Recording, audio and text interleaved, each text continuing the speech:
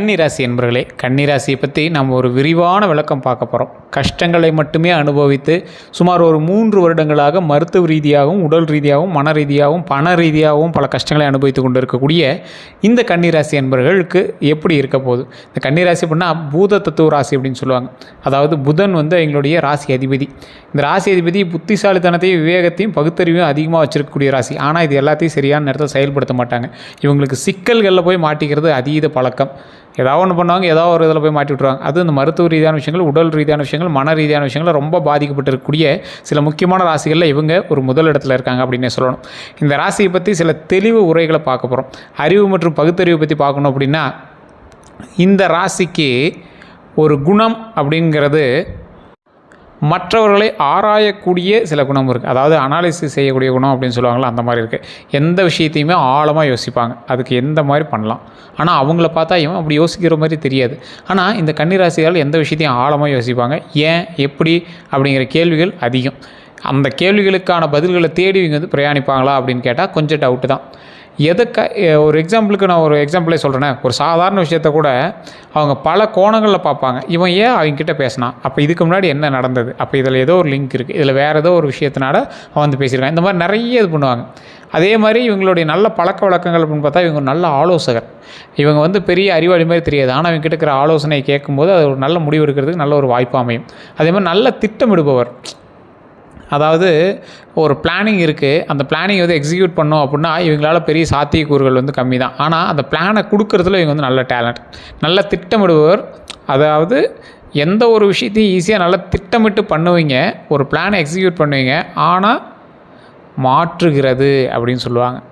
உங்களுடைய விதியின் பால் சின்ன சின்ன விஷயங்கள் மாறுபடுகிறது, அது இந்த கிரகத்தினால் மாறுபடுகிறது அப்படிங்கிறது நீங்கள் மைண்டில் ஞாபகம். அதே மாதிரி ஒழுக்கமும் கட்டுப்பாடும் சிறந்த ஒரு ராசி அப்படின்னு சொல்லுவாங்க. மிகப்பெரிய பலம் கொண்ட ராசி அப்படின்னு சொல்லுவாங்க. வீடு சுத்தமாக இருக்கணும் அப்படின்னு நினைப்பீங்க, வேலை முறையாக இருக்கணும் அப்படின்னு நினைப்பீங்க, நேரம் கடைப்பிடிக்கணும் அப்படின்னு நினைப்பீங்க, பர்ஃபெக்டாக இருக்கணும் அப்படிங்கிறது எண்ணம் உங்களுக்கு கொஞ்சம் அதிகமாகவே இருக்கும். ஆனால் இதே குணம் சில நேரங்களில் அதிக எதிர்பார்ப்பு, தன்னைத்தானே அழுத்தம் கொள்வது என்ற நிலைக்கு தள்ளும். அதை மைண்டில் ஞாபகம் வச்சுக்கோங்க. அதே போல் பேசக்கூடிய விதம், நல்லா பேசக்கூடிய ஒரு திறன். ஏன்னா புதன் கிரகத்தோட ஆதிக்கம் அதிகமாக இருக்கிறதன் காரணமாக நல்லா பேசக்கூடிய திறன் அதிகமாக இருக்கும். தெளிவான கருத்து வெளிப்பாடு இருக்கும். அவங்களே பேசும்போது லாஜிக் இருக்கும், உண்மை இருக்கும். அவர்களோட பேசும்போது இப்போ ஒருத்தர் பேசுகிறாங்க அப்படின்னா லாஜிக்காக பேசுகிறாங்களா இல்லையான்னு இருக்கும். ஷார்ட்டாக பேசினாலும் ஸ்வீட்டாக பேசிடுவாங்க. அது நல்ல ஒரு லாஜிக்கான பேச்சாக இருக்கும், உண்மையான பேச்சாக இருக்கும். ஆனால் சில நேரங்களில் நேரடியாக பேசுவதால் மற்றவர்களுக்கு கஷ்டமாக இருக்கிறதுக்கான வாய்ப்புகள் அதிகம்.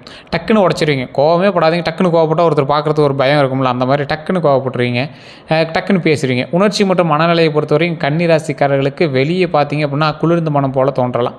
ஆனால் உள்ளுக்குள்ளே மிகவும் உணர்ச்சிவாதிகள், அன்பு அதிகம். ஒருத்தர் மேலே வைக்கிற அன்பு ரொம்ப அதிகமாக இருக்கும். அதே போல் அவர்கள் அன்பை வெளிப்படுத்த மாட்டாங்க, ஆனால் செயலில் காட்டுவாங்க.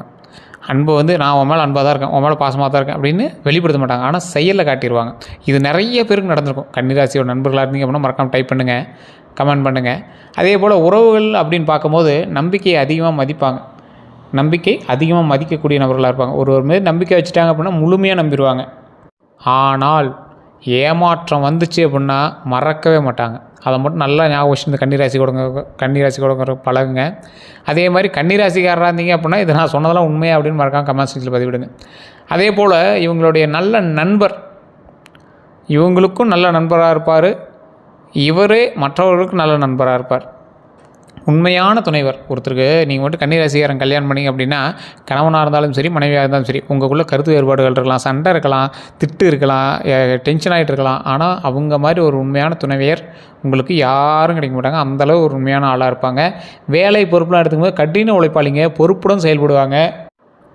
வேலையில் சின்ன விஷயங்களில் கூட கவனிப்பாக பார்ப்பாங்க. தவறுகளை சரி செய்வதில் திறமை வாய்ந்தவங்க. இதனால் மேனேஜ்மெண்ட், அனலைசிஸ், அக்கௌண்ட்ஸு போன்ற துறையெல்லாம் சிறப்பான ஒரு அங்கீகாரத்தில் இவங்க பிரதிபலிப்பாங்க அப்படிங்கிறது உண்மை. அதே போல் இவங்களுக்கான சில பலவீனங்களும் இருக்குது. அதை நீங்கள் மட்டும் நோட் பண்ணிங்க, மற்றவங்கள்ட்ட காட்டிடாதீங்க. எல்லா ராசிக்கும் போல் கன்னிராசிக்கும் சில பலவீனங்கள் இருக்குங்க. அதிகமாக யோசிச்சுக்கிறது. ஏதாவது ஒரு விஷயத்தை எடுத்திங்கன்னா ரொம்ப டீப் திங்க் பண்ணுவீங்க, ரொம்ப உள்ளே போவீங்க. அது ஓவர் திங்கிங் அதிகம். ஸோ அதை மட்டும் கொஞ்சம் சரி பண்ணிக்கோங்க. குறை காணக்கூடிய குணம், தன்னையும் மற்றவர்களையும் விமர்சிப்பீங்க.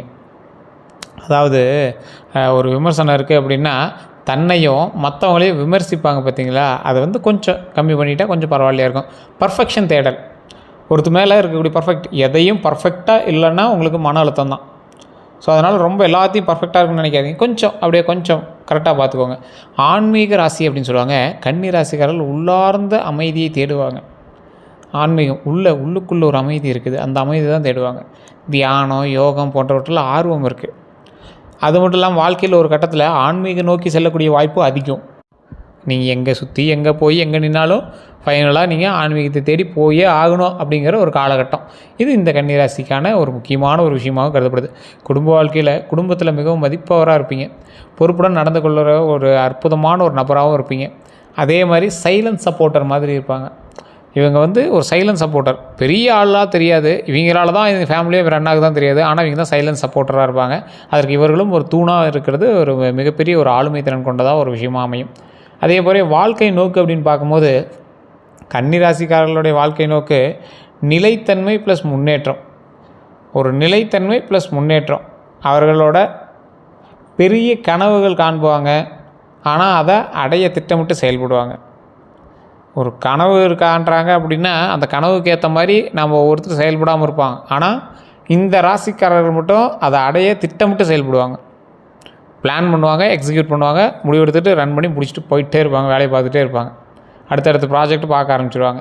கன்னிராசி அப்படிங்கிறது அறிவு, ஒழுங்கு, பொறுப்பு இவற்றோட சேர்க்கை தான் கன்னிராசி அப்படிம்பாங்க. ஆனால் அவங்களோட நிலையில் சில முக்கியமான விஷயங்களை வச்சுக்கணும். எல்லாம் பர்ஃபெக்டாக இருக்க வேண்டிய அவசியம் இல்லை. அதை மைண்டில் ஞாபகம் வச்சுக்கோங்க. நீங்கள் பர்ஃபெக்டாக இருக்கீங்க அப்படிங்கிறதோசம் முன்னாடி இருக்கீங்களும் பர்ஃபெக்டாக இருக்கணுங்கிற அவசியம் இல்லை. வாழ்க்கையை சற்று லைட்டாக எடுத்துக்கிட்டீங்க அப்படின்னா ரொம்பவே நல்லது. ரொம்ப அப்படியே போட்டுட்டு அதை உருட்டிட்டு கடன் இருக்குது, தொழில் இதாக இருக்குது, இதெல்லாம் நினைக்காதுங்க. கடன் அடைச்சிடலாம், தொழிலை சரி பண்ணிக்கலாம். இந்த மாதிரி எல்லா விஷயத்துக்கும் தீர்வு இருக்குது அப்படிங்கிறத மைண்டில் ஞாபகம் வச்சுக்கோங்க. மொத்தத்தில் கன்னிராசிக்காரங்க சிந்தனை மூலம் வெற்றி பெறுவாங்க. அவர்கள் நிதானம் தான் அவர்களோட மிகப்பெரிய பலம் அப்படிங்கிறத மைண்டில் எப்பயும் ஞாபகம் வச்சுக்கணும். நிறைய ராசிக்காரர்களுக்கு சொன்னால் மைண்டில் ஏற்றிக்க மாட்டாங்க. ஆனால் கன்னிராசிக்காரர்கள் சொன்னால் எடுத்துக்குவாங்க. ஃபைனலாக அதை அனலைஸ் பண்ணுவாங்க, அது செட் ஆகுது அப்படின்னு பார்ப்பாங்க. அந்தளவுக்கு ஒரு திறமை வாய்ந்த ராசி இந்த கன்னிராசி. இந்த கன்னிராசிக்கு மே மாதம் அந்த தமிழ் புத்தாண்டு சித்திரை பலன் இதெல்லாம் பார்க்கும்போது கிட்டத்தட்ட ஒரு ஸ்கிரிப்டே இருக்குது, பெரிய ஸ்கிரிப்டே இருக்குது. ஸ்கிப் பண்ணாமல் பார்த்தீங்கன்னா நீங்களும் அதை தெரிஞ்சுக்கலாம்.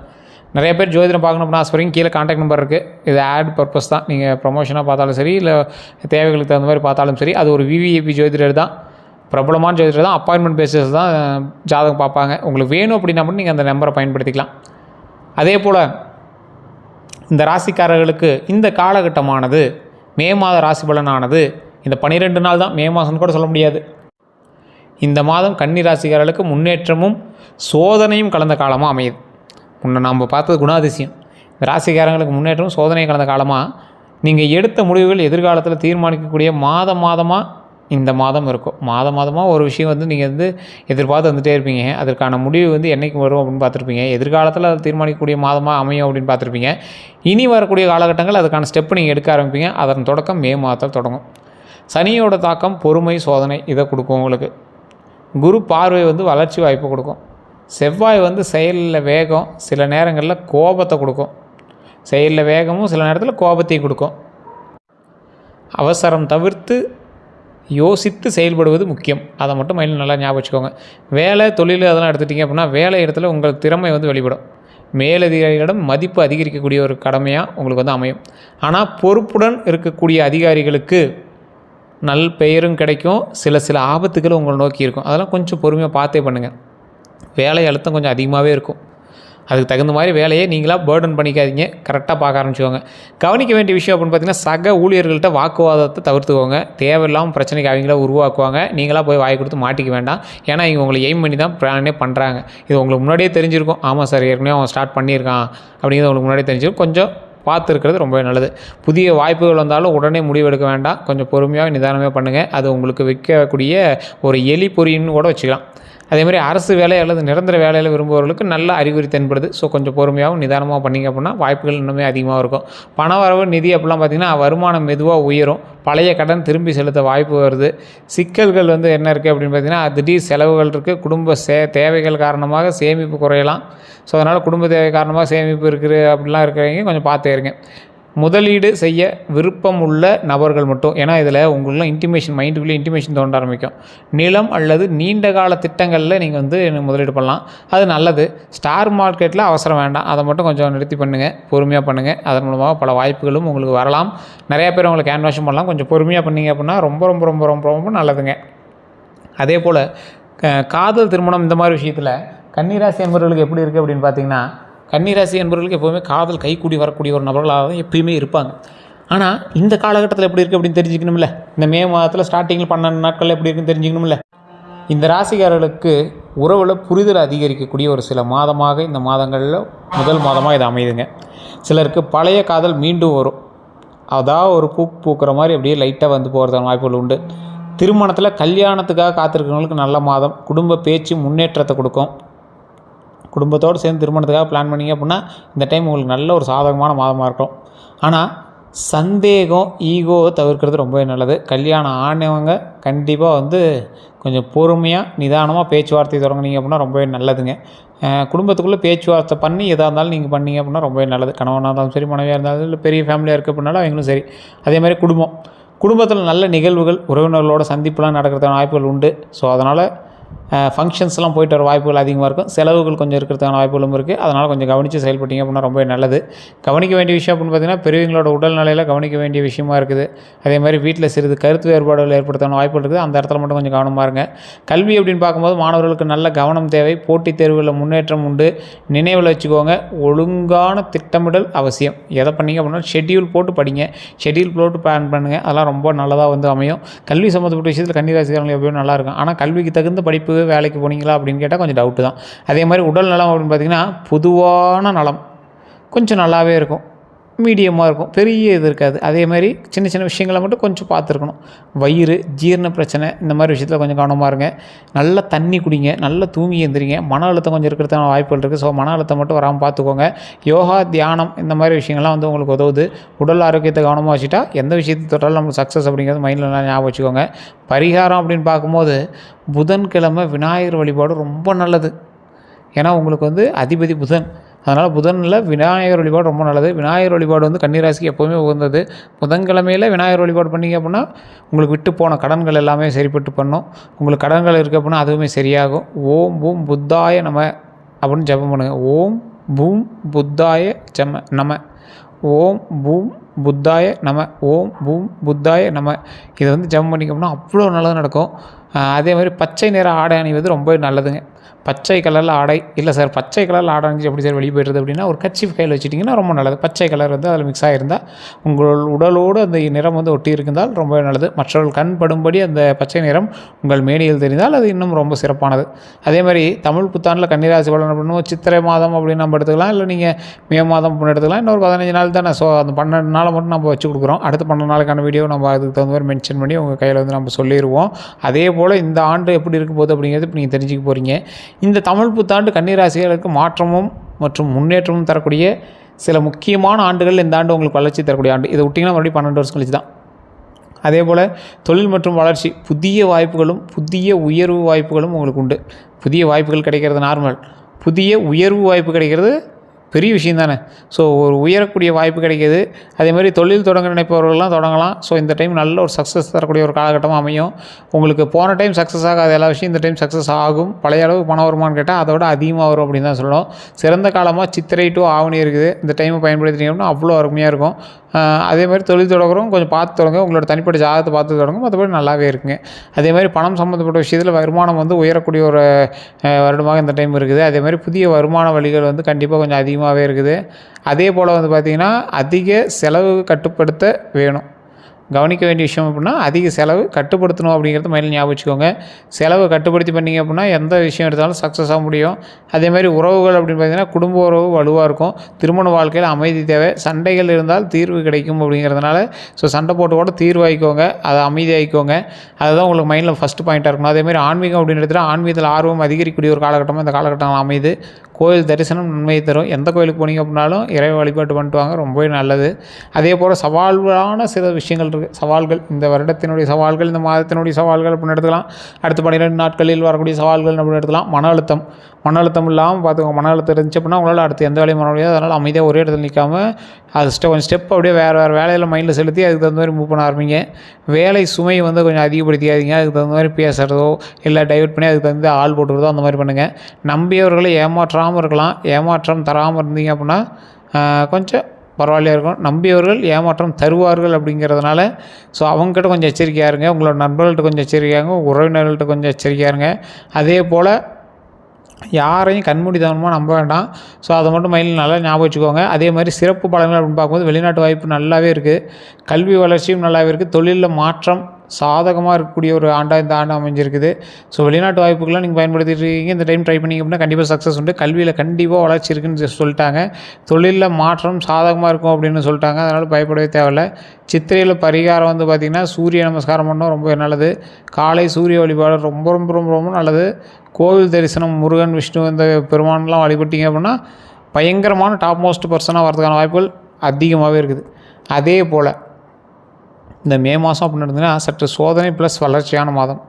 சற்று சோதனை இருக்கும், அதை விட அதிகமாக வளர்ச்சி கொஞ்சம் அதிகமாகவே இருக்கக்கூடிய ஒரு மாதமாக இந்த டைம் வந்து உங்களுக்கு இருக்குது.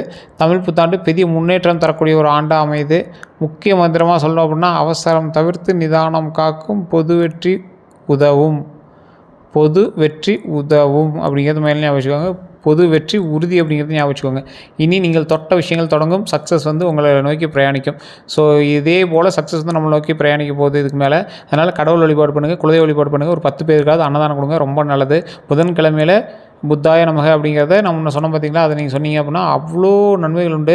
மறுபடியும் கூட சொல்கிறேன், ஓம் பூம் புத்தாய நமக, ஓம் பூம் புத்தாய நமக, ஓம் பூம் புத்தாய நமக. இதை மறக்காம கமெண்ட் செக்ஷனில் 3 டைம் டைப் பண்ணுங்கள். நம்ம பேஜை ஃபாலோ பண்ணாமல் தான் ஃபாலோ பண்ணிக்கோங்க, சப்ஸ்கிரைப் பண்ணாமல் தான் சப்ஸ்கிரைப் பண்ணிக்கோங்க. பக்கத்தில் பெல் பட்டன் மறக்காமல் ப்ரெஸ் பண்ணிக்கோங்க. ஜோதிட ரீதியாக எந்த சந்தேகங்கள் இருந்தாலும் கீழே பாருங்கள், டிஸ்கிரிப்ஷனில் ஒரு நம்பர் கொடுத்துருக்கேன். அந்த நம்பருக்கு ஃபோன் பண்ணி பேசி தெரிஞ்சிக்கலாம். இது வந்து ப்ரொமோஷனல் பர்பஸ் தான். அது ஒரு பிரபல ஜோதிட நம்பர் தான் கொடுத்துருக்கோம். உங்களுக்கு வேணும் அப்படிங்கிறவங்க மட்டும் கால் பண்ணுங்கள். அப்பாயின்மெண்ட் பேசிஸ் தான் உங்களுக்கு அப்பாயின்மெண்ட் கொடுப்பாங்க. அப்போ நீங்கள் ஃப்ரீயாக இருந்தீங்க அப்படின்னா தான் நீங்கள் வந்து பேச முடியும். முன்னாடியே நீங்கள் வந்து வாட்ஸ்அப் மூலமாக தொடர்பு கொள்ளலாம். வெளிநாட்டு நண்பர்களும் நீங்கள் வந்து வாட்ஸ்அப் மூலமாக தொடர்பு கொள்ளலாம். கருங்காலி மாலை வேணுங்கிறீங்க, அதுக்கு கீழே ஒரு நம்பர் கொடுத்துருக்கேன், கருங்காலி அப்படின்னு மென்ஷன் பண்ணியே கொடுத்துருப்போம்.